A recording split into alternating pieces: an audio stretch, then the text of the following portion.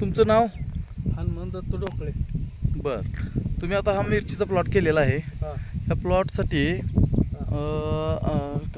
खताचं कशा पद्धतीने नियोजन केलं आहे? खताचं सेंद्रिय खतं टाकले ते आर्गॉन टाकून आहे ते. बर बर बाबरेने आम्हाला दिले. बर तर आम्ही त्यांना टाकलं याला बर आणि त्याच्यानंतर त्याच्यावर लागण करून हम्म. एक 35-40 दिवसानं प्लॉट आहे. हां, तुम्हाला पानाची साईज चांगली झाली. हां, ही मिरचीची पानं आहेत का? हो, मिरचीची पान आहे ती. बरं बरं. बघितलं तर पूर्ण हातावर हां, बसलेली एवढी. झाडाचं पान असेल तर झाडाला लागणारी सेटिंग फळं देखील चांगली आहेत. साईजची चांगली राहतात. चांगली.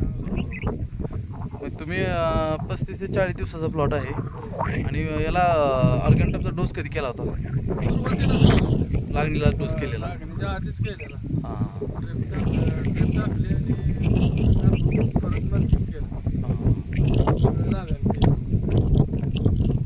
सुरेख प्लॉट आहे, आता सेटिंग पकडायला लागलेलं आहे. तुम्ही आता याच्यावर समाधानी आहात का? हो, समाधानी. नंतरच्या पुढच्या शेतकऱ्यांना तुम्हाला काय सांगावंसं वाटतं? हे वापरलंच पाहिजे. हे वापरल्यानंतर मिरचीसारख्या अतिसंवेदनशील पिकासाठी तरी सेंद्रिय वापर फार गरजेचा आहे आणि वापरावं. आणि रोगासाठी पण तुम्हाला मला वाटतं रोगाला सुद्धा प्रतिकार करते तंदुरुस्त राहिल्यामुळं.